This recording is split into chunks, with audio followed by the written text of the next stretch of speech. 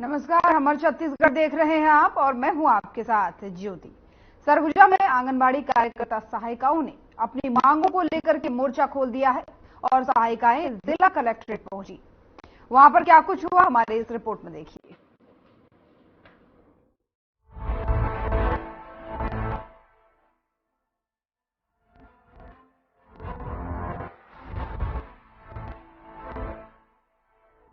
सरगुजा में आंगनबाड़ी कार्यकर्ता सहायिकाओं ने शासन प्रशासन के खिलाफ मोर्चा खोल दिया है। आंगनबाड़ी कार्यकर्ता सहायिकाएं जिला अध्यक्ष अनूप कुशवाहा के नेतृत्व में अपनी 8 सूत्रीय मांगों को लेकर पीएम के नाम ज्ञापन सौंपने सरगुजा कलेक्ट्रेट पहुंची। आंगनबाड़ी कार्यकर्ता सहायिकाओं की मांगों में प्रमुख रूप से वेतन, पेंशन और शासकीय करने की मांग है। कार्यकर्ताओं का कहना है कि उन्हें जो 4,500 रूपए वेतन के रूप में मिलते हैं वो उनके कार्य के अनुसार काफी कम है। साथ ही इतना वेतन उनके जीवन स्तर के लिए काफी कम है। इस वेतन में उनका घर खर्च भी नहीं चल पाता। आज का हमारा मुख्य उद्देश्य है, हमारी जो 8 मांगे लंबित है उसको हम याद दिलाने के लिए आज धरना रैली में उतरे हैं कि हम जो पहले से ही मांग करते आ रहे हैं उसको शासन हमारा मांग को पूरा करे। हमारी मांगे हैं, हमारी मांगे में वृद्धि करे, जीने लायक हमको वेतन दे। जी हाँ, इससे पहले हमने 43 दिन का हड़ताल किए थे, उसमें राज्य सरकार द्वारा हमें कुछ मानदेय बढ़ाया है, लेकिन वो हमारे जीने लायक तो नहीं है, लेकिन संतोषजनक बढ़ाया गया है। तो हम उम्मीद करते हैं कि केंद्र सरकार भी हमको कुछ मानदेय में वृद्धि करे। आज हम अपने 8 सूत्री मांगों को लेकर एक दिवसीय धरना रैली पे बैठे थे और अभी रैली के माध्यम से हम माननीय कलेक्टर सर को ज्ञापन सौंपेंगे, जिसमें हमारे 8 सूत्री मांग है। पहला मुख्य मांग, सबसे पहले तो मैं यहाँ बड़े मुख्यमंत्री जी को धन्यवाद देना चाहती हूँ और उनको बहुत बहुत बधाई देना चाहती हूँ कि आज हमारा केंद्र सरकार और प्रांत दोनों एक ही सरकार बने हैं, उसके लिए बहुत बहुत आभार। और मैं बहुत उम्मीद करती हूँ कि आज पिछला सरकार जो था वो हमारे पिछले 43 दिन के हड़ताल में संतोषजनक तो मानदेय नहीं बढ़ाए, फिर भी एक उम्मीद की किरण कुछ बहुत हमारा पैसा बढ़ाए। उसी उम्मीद के साथ हम आज लोकसभा चुनाव से पहले यह उनका ध्यान आकर्षण करने के लिए यह हड़ताल रैली कर रहे हैं। मैं माननीय मुख्यमंत्री जी से और माननीय प्रधानमंत्री जी से निवेदन करना चाह रही हूँ कि हम कार्यकर्ता बहनों की ओर आपका ध्यान आए और हमको भी जीने लायक वेतन दें। आज हमारा आईसीडीएस का स्थापना 50 वर्ष पूर्ण हो चुका है। 50 साल से हमें सिर्फ 45 रुपए ही मानदेय राशि दिया जा रहा है केंद्र सरकार से, जो जीने लायक बिल्कुल भी नहीं है। हम बार बार यही गुहार लगा रहे हैं सरकार से कि हमारे मुख्य जो मांगे हैं 8 सूत्री, उस मांग को पूरा किया जाए, हमको शासकीय कर्मचारी घोषित किया जाए। दूसरा, हमें जब तक शासकीय कर्मचारी घोषित नहीं करते हैं तब तक जीने लायक वेतन 21,000 कम से कम दिया जाए। हमारी जो सहायिका बहनें हैं उनको हमारे जो वेतन है 21,000, उसमें से कम 85% उनको 17,850 रुपए उनको दिया जाए। जो मिनी कार्यकर्ता बहनें हैं जो हमारे बराबर काम करते हैं लेकिन उनको जो मानदेय राशि मिलता है उसमें भिन्नता है, उस भिन्नता को हटाकर मैं चाहती हूँ कि मुख्यमंत्री से निवेदन करना चाहती हूँ, प्रधानमंत्री से, कि उस भिन्नता को समाप्त करके समान काम का समान वेतन दिया जाए और जो मिनी कार्यकर्ता का जो नाम लगा है उस मिनी को हटाकर सबको मेन में सम्मिलित किया जाए। और मैं माननीय प्रधानमंत्री से भी निवेदन करना चाहती हूँ कि हम जब रिटायर होते हैं तो खाली हाथ रिटायर हो जाते हैं, उनसे चाहते हैं कि कम से कम हमको कार्यकर्ता लोग को 5 लाख की राशि रिटायर पेंशन के रूप में हमको दिया जाए, पेंशन के रूप में दिया जाए। और पेंशन में कम से कम एक कार्यकर्ता को 10,000 के महीना में 10,000 रुपए दिया जाए और सहायिका को 7,000 रुपए दिया जाए, ताकि वो बुढ़ापा का सहारा बन सके, उनके लिए जीवन का कुछ आधार बन सके। और एक मांग हमारा है, जो केस काल की महिलाएं हैं, जो कार्यकर्ता हैं केस काल के नाम से जानते हैं, उनको केस काल से हटा के मेन कार्यकर्ता को उनको पद दिया जाए। और हम कितने सारे जो बहनें हैं, दीदी हैं, MA BA बहुत सारे योग्यता लेकर बैठी हैं, तभी आज कार्यकर्ता के पद में 30 साल 35 साल 40 साल से आंगनबाड़ी में पदस्थ हैं, उनको भी बिना परीक्षा का आज हमारे साथ जो IPS की तैयारी कर रहे हैं उनको बैठाया जाता है, उनके साथ हमारा एग्जाम लिया जाता है। बहुत सारे जो दीदी हैं, बहन हैं, वो पिछड़ जाती हैं। तो मैं उस भिन्नता को हटाकर परीक्षा न लिया जाए, उम्र बंधन को हटा दिया जाए और हमको प्रमोशन प्रमोशन दिया जाए। जो सहायिका बहनें हैं, जहां पे रिक्त पद खाली होता है कार्यकर्ताओं का, उस रिक्त पद पर 100% सहायिकाओं का भर्ती लिया जाए। बस मैं माननीय प्रधानमंत्री जी से यही निवेदन करती हूँ कि यही हमारी 8 सूत्री मांगे हैं, उसको जल्द से जल्द पूरा किया जाए। धन्यवाद। जिला सचिव हूँ मैं जी, आंगनवाड़ी कार्यकर्ता संघ का 409 संघ का मैं जिला सचिव हूँ।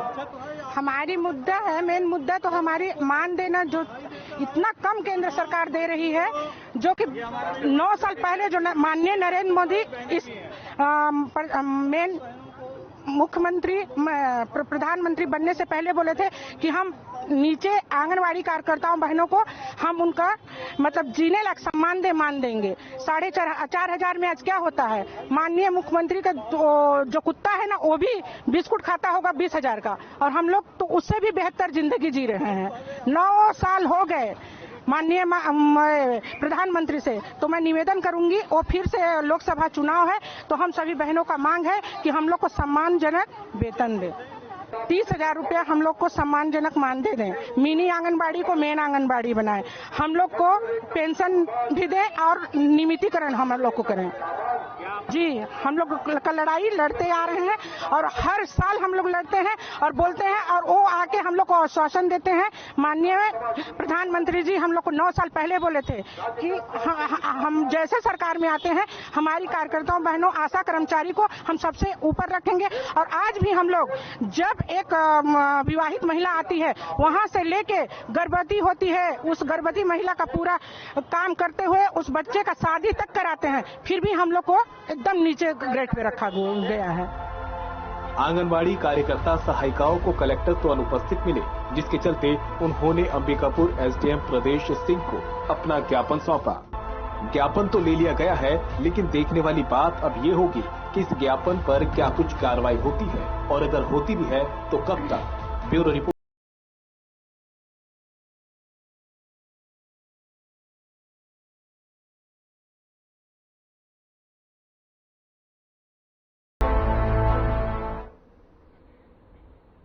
और बीजापुर जिले में कार्यरत सभी आंगनबाड़ी कार्यकर्ताओं और सहायिकाओं ने 10 सूत्री मांगों को लेकर के मुख्यमंत्री के नाम संयुक्त कलेक्टर को ज्ञापन सौंपा है। वहीं आंगनबाड़ी कार्यकर्ताओं ने कहा है कि 6 फरवरी 2024 को प्रशासन को आवेदन देकर 1 दिवसीय धरने पर बैठने के लिए जगह की अनुमति मांगी है, जिसमें आंगनबाड़ी कार्यकर्ताओं में आक्रोश देखने को मिला।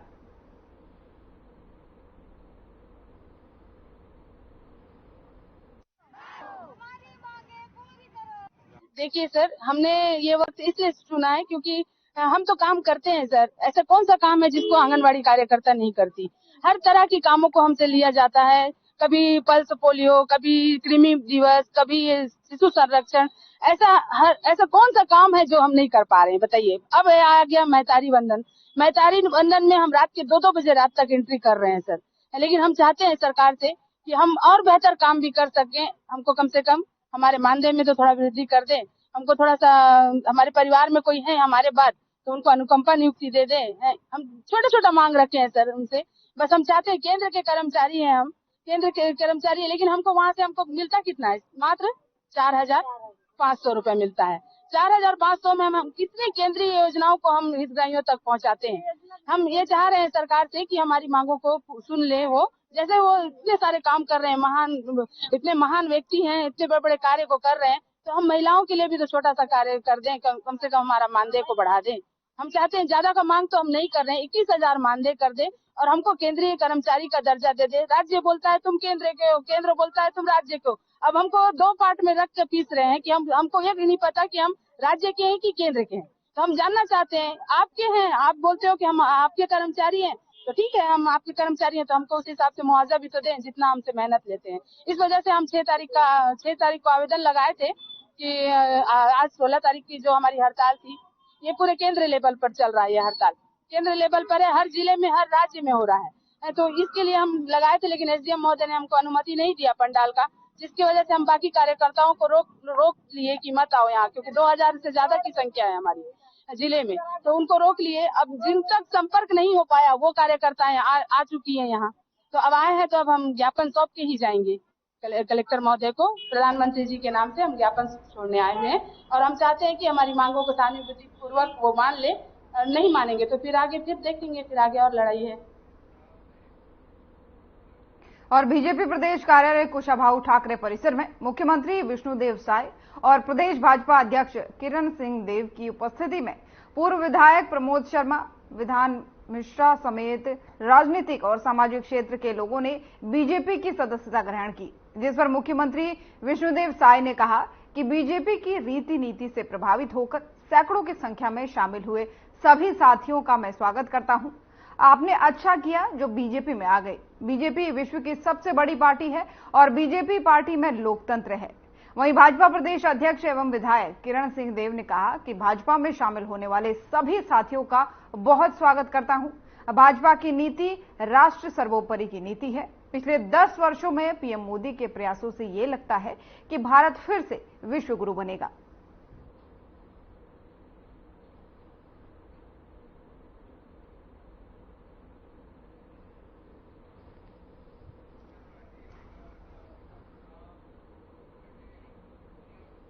और तेंदुपत्ता शाखातन एवं अग्नि सुरक्षा जिला स्तरीय प्रशिक्षण कार्यालय का बांस डिपो में सीसीएफ की मौजूदगी में समापन हो गया है।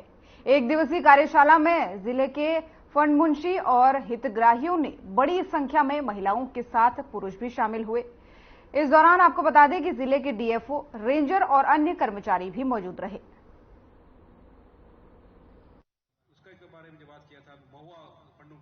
जगदलपुर से जो साहब आए थे तो कैसे बूटा कटाई करना है वो हमें एकदम अच्छी तरह से समझाए हैं और जल जंगल को बचाना है। लोगों को यहाँ से जाके बताना है कि जंगलों में आग ना लगाए, आग लगाने से हमारा क्या नष्ट होगा क्या नहीं होगा। सर हमको बहुत अच्छे से बताए हैं और इस बात को हमें गांव-गांव में हर घर में जाके बताना है लोगों को कि कैसे बूटा कटाई करना है। तो अच्छा लगा जो जगदलपुर से साहब आए थे, सियासी साहब, तो अच्छा लगा। तो जो सर बताए हैं वो गांव-गांव में जाके बताना। मैं बैरामगढ़ समिति कोडोली से, मेरा नाम बल्लूराम कुंजाम। मैं पड़मुंशी हूँ, परासमुदुर से। सीसी साहब जगदलपुर से आए और हमें बताए, जानकारी दिए और ग्राम पंचायत में मीटिंग रखना है और गांव में पंडुम करना और पर्यावरण के जल जंगल जमीन को उसके हिसाब से पंडुम बैठकर निर्णय कर और आग को बचाना, जंगल को बूटा कैसे मारना, ये सारा जानकारी दे दिए हैं। बहुत अच्छा लगा सर, धन्यवाद। ये इसको जो हम लोग तेंदुपत्ता का जो साकर्तन है, ये दरअसल एक बीज पंडुम जैसा है। जैसे किसान जो है अपना के बीज बोने से पहले उसको पूजा करता है, उसके बारे में अच्छा हमला क्यों करता है, उसी हिसाब से उसका प्रोडक्शन सुनिश्चित होता है। इसी तरह का जो ये जो साकर्तन है, ये बिल्कुल बीज बोने जैसा काम है, क्योंकि जैसा साकर्तन बढ़िया ढंग से करेंगे, जैसा किया जाना चाहिए, तो उससे क्या होता है कि उत्पादन भरपूर मात्रा में मिलता है और हमारा जो लक्ष्य यहाँ पर निर्धारित किया गया है वो लक्ष्य तक पहुँच सकते हैं या लक्ष्य से ऊपर जा सकते हैं। इसके बारे में, बारीकियों के बारे में बताना बहुत जरूरी था, इसलिए मैं स्वयं इसके बीच में आया हूँ ताकि उन बारीकियों को हम बताया जाए। और उसके बाद में प्रैक्टिकली अभी हम यहाँ पे जाएंगे। अभी थ्योरी हुआ, अब इसके बाद में फील्ड में जाकर के कैसा काटना है, कैसा नहीं काटना है, उस अंतर को हम बताएंगे। तो इसलिए जो है मैं यहाँ पे जो साकर्तन है वो बहुत इंपॉर्टेंट चीज़ है। और जहाँ तक आग की बातें हैं, तो आग जो है जाने अनजाने में लग जाता है, तो उसके कारण से बहुत सारा वनस्पति, बहुत सारा जीव जंतु, पेड़ पौधे, उसका भारी नुकसान होता है। जलाऊ लकड़ियाँ जो गिरे पड़ी रहती है वो जल जाते हैं। तो छोटे छोटे जीव जंतुओं के मतलब के जो कीड़े मकोड़े हैं, जो उपजाऊ है वो जल जाता है, घास है वो जल जाता है।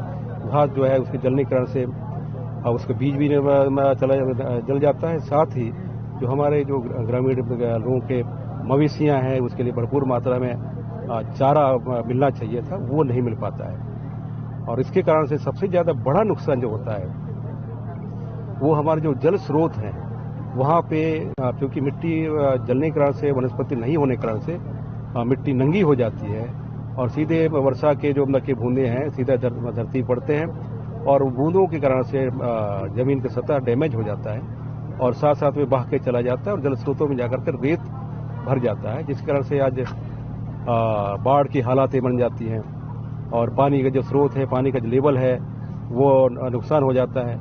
और जो पहले मतलब कि जो दरहा वो जो बोला करते वाटर बॉडी जो हुआ करते थे वो धीरे धीरे पटने के कारण से जो है उसका जो जल का जो मात्रा है वो खत्म होने से हमारे पर्यावरण पर प्रतिकूल प्रभाव पड़ता है। इसी चीज़ का मैंने यहाँ पे आह्वान किया कि इस साल महुआ पंडुम के रूप में इसको बनाएंगे, क्योंकि महुआ सीजन में सबसे ज़्यादा की घटनाएं देखी जाती हैं। और इस साल जो है कंट्रोल बर्निंग के हिसाब से कि जो पेड़ के नीचे होंगे और जिसका जो मालिक होगा वो एक नियंत्रित एक निश्चित समय सीमा में, समय अवधि में और दिन जो फिक्स करेंगे गांव में, उसी दिन जो है ना उसको जला करके सफाई करके जलाएंगे, ताकि आग जो है वो ग्राहकों का मतलब काफ़ी बड़ा उत्साह है क्योंकि कई परिवार ऐसे हैं कि जो केवल तेंदुपत्ते के लिए राह देखते रहते हैं कब उसका मौसम चालू होगा, जिस कारण से अच्छा से मतलब कि कटाई भी करेंगे और अच्छा तोड़ाई करेंगे, जिसके कारण से बहुत सारा पैसा संग्राहकों को मिल जाता है और उससे बच्चों का एजुकेशन से बाकी दूसरे जो कामें हैं, खाद है, बीज है, इसके लिए उसका उपयोग करते हैं। इसलिए मतलब कि 5500 जब इस साल हो गया है तो निश्चित रूप से भारी उत्साह संग्राहकों के बीच में देखने मिल रहा है और इसका जो है काफ़ी अच्छा रिजल्ट देखने मिलेगा। इसलिए मतलब कि अभी मैं सभी स्टाफ को और उसके बाद में प्रमुखियों को और जो भी यहाँ पे उपस्थित है समिति सदस्य हैं उनको अपील कर रहा हूँ कि मतलब इसको अधिक से अधिक इसका प्रचार प्रसार हो और इसमें संघ की ओर से, सरकार की ओर से बहुत सारे ऐसे मतलब कि हितग्राहियों के लिए लाभ की योजनाएं चल रही हैं, जैसे बीमा योजना है और छात्रवृत्ति योजना है। इससे मतलब कि काफ़ी राहत मिलता है, उनको बहुत बढ़िया मतलब कि मदद मिल पाता है और इसीलिए इसका जहाँ भी जब भी मतलब ग्राम सभाएं होती हैं पंचायतों में या स्कूलों में जाने के मैं आह्वान किया हूँ, ताकि लोग जो है मतलब कि हमारे स्टाफ, हमारे कर्मचारी स्कूलों में जाएं, कम से कम मिडिल स्कूल से लेकर के हाई स्कूल से लेकर के कॉलेजों में जाएं और वहाँ पे जो पढ़ने वाले स्टूडेंट्स हैं उनको इसके बारे में जानकारी दें। अधिकारियों को निर्देश किया ये दरअसल मैं जो वरिष्ठ अधिकारियों के निर्देश पर और मैं अपने सर्किल में वनवृत्त में, और ये जो पंडुम होगा ये ठीक महुआ गिरने से पहले होगा, जैसे महुआ गिरना चालू होता है उससे जस्ट पहले होगा और सभी स्तर पे इसका जो है पंडुम की का आपदा के रूप में इसको लेते हुए, ताकि ये राष्ट्रीय संपत्ति है, संपदा है, इसको बचाए रखना बहुत जरूरी है। इसके सबको आगाह करेंगे, निवेदन कर रहे हैं, आवेदन कर रहे हैं। और किसान मोर्चा की एक दिन के भारत बंद के आह्वान के कारण पूरी तरह से मार्केट और एनएमडीसी परियोजना को बंद रखा गया। एसकेएमएस और इंटेक्स दोनों यूनिनार के द्वारा किरंदुल और बचेली परियोजना में सुबह 4 बजे से ही इकट्ठा होकर प्रथम पाली में जाने वाले ड्यूटी वाहनों को चेक पोस्ट पर रोककर लोगों को ड्यूटी जाने से रोका गया और परियोजना पूरी तरह से बंद रखी गई। तो दंतेवाड़ा से आपको खबर बता रहे हैं, जहां पर एक दिन की हड़ताल के चलते व्यवस्थाएं काफी चरमरा गई। लोगों को इस दौरान खासा परेशानी देखने को मिली। जो लोग ड्यूटी जा रहे थे उन्हें भी परेशानी देखने को मिली। ट्रेड यूनियन की यह हड़ताल थी और किसानों का उन्होंने समर्थन किया था, उनकी अपनी भी मांगे थी, जिसके बाद से जो है लोगों को यहां पर खासा परेशानियों का सामना करना पड़ा। हड़ताल की वजह से यातायात बाधित हुआ और ऑफिस जाने वाले लोगों को खासकर परेशानी झेलने को मिली।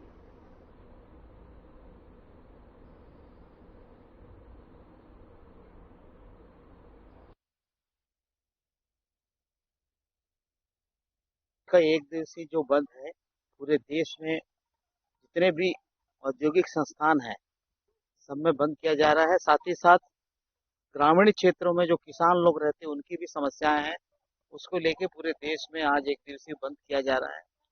आपको जैसे कि मालूम है कि किसानों का एक बहुत बड़ा आंदोलन दिल्ली में कुछ महीनों पहले चला था, जिसको वर्तमान सरकार ने दबाव में आके, केंद्र की सरकार ने दबाव में आके उसको कॉल ऑफ किया था। लेकिन उन बिंदुओं पर जिसमें कॉल ऑफ हुआ था उसके ऊपर भी अभी तक कोई निर्णय नहीं हुआ। और आपको ये भी मालूम होगा अभी किसानों से वार्ता चल रही है और जो जानकारी मिला है 3 दौर का वार्ता हुआ है, लेकिन अभी फिर फेलियर हो गया है और आज का बंद का पूरा समर्थन किसानों के द्वारा दिया जा रहा है। जहाँ तक हम मजदूरों की समस्या है, एक तो निजीकरण का मुद्दा हमारा मुख्य मुद्दा है। जिस तरीके से लाभ में चलने वाली कंपनियों को बेचने की जो साजिश वर्तमान सरकार द्वारा किया जा रहा है, उसका हम विरोध कर रहे हैं। एवं साथ ही साथ जो वेजेस है, अभी आज की परिस्थिति में उनको करीब करीब 26,000 रुपया जो कॉन्ट्रैक्ट लेबर के साथी उनको मिलना चाहिए, ये डिमांड है। इसके अलावा जो मजदूर अधिनियम में जो परिवर्तन करने की सरकार सोच रही है, उसका भी पूरा विरोध देश के अंदर हो रहा है।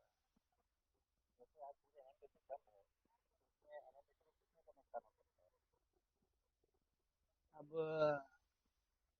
एनएमडीसी को, जैसे आज का जो खासकर पूरा एनएमडीसी का तो मैं बात नहीं बता पाऊंगा, लेकिन जहाँ तक किरंदुल का बात है, किरंदुल में लगभग एक दिन में मिनिमम 50,000 टन का प्रोडक्शन होता है।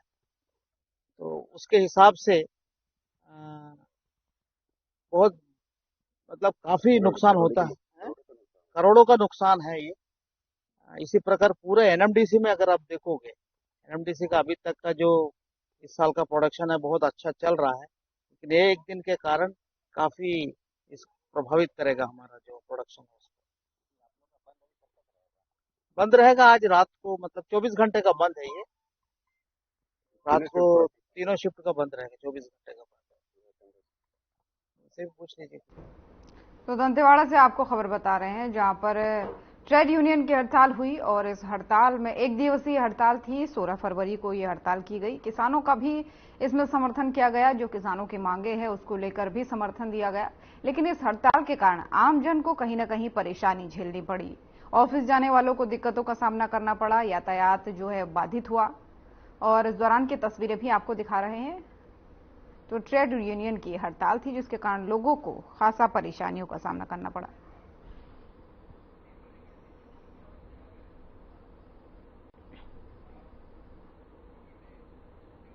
दिव्य ज्योति विशेष विद्यालय में बसंत पंचमी व मातृ पितृ दिवस को बड़े ही हर्षोल्लास के साथ मनाया गया। इस अवसर पर दिव्य ज्योति विशेष विद्यालय की प्राचार्य रीता क्षेत्रपाल व इनरव्हील एजुकेशन सोसाइटी की सचिव साक्षी क्षेत्रपाल के कर कमलों से दिव्य ज्योति मंत्र के साथ दीप प्रज्वलित किया गया और विद्यालय के शिक्षकगण और सभी छात्र छात्राओं द्वारा मां सरस्वती की पूजा अर्चना की गई। उसके बाद से सांस्कृतिक कार्यक्रम के अंतर्गत सरस्वती वंदना एवं माता पिता गुरु के सम्मान में गीत की प्रस्तुति दी गई।